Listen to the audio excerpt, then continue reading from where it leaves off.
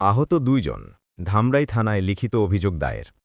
ঢাকার ধামরাই উপজেলার শ্রীরামপুর দক্ষিণপাড়া ইউপি সুতিপাড়া এলাকায় পূর্ব শত্রুতার জেরে এক ব্যক্তির বাড়িতে হামলা, মারধর ও লুটপাটের অভিযোগ উঠেছে।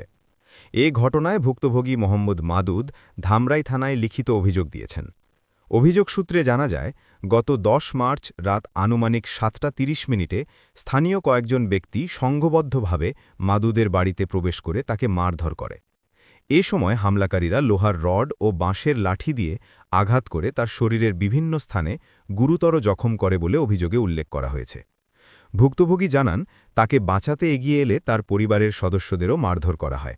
এতে তার মা, বাবা ও মামাতো ভাইসহ কয়েকজন আহত হন। পরে স্থানীয়দের সহযোগিতায় আহতদের উদ্ধার করে ধামরাই সরকারি হাসপাতালে ভর্তি করা হয়। এ সময় হামলাকারীরা ঘরে থাকা নগদ প্রায় ৬ লাখ টাকা, স্বর্ণালঙ্কার ও অন্যান্য মালামাল লুট করে নিয়ে যায় বলে অভিযোগে বলা হয়েছে। এতে প্রায় ৫০,০০০ টাকার ক্ষতিগ্রস্ত হয়েছে বলেও দাবি করেন ভুক্তভোগী।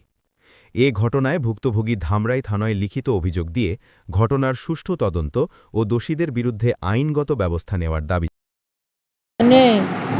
ড্রাইভারের দায়ে হে মালিকের কাছে মিথ্যা কথা বলতে কইছে কেমন মারছে। রুবেলে হালিমে কি করে ওরা? ওরা কি কাজ করে? ওরা কি কাজ করে তা আমি বলতে পারবো। ওদের বাসা কোথায়? সুতিপাড়া। সুতিপাড়ায়। সুতিপাড়া। এমনি তো আগে। আপনার নাম কি? নাম মোহাম্মদ জন্টু মিয়া। জন্টু মিয়া। আপনাকে এই যে আঘাত করছে কে? আঘাত করছে ওই শ্রীরামপুরের সুতিপাড়া পোলাপান। নাম কি তাদের? আমি নাম জানি না, তার থেকে চিনিও না। ও, যে যার দাঁত ভেঙেছে সে আপনি কি হয়? ছোট পুকু। ছোট বউ। ছোট বউ তো কাকার নাম বললো?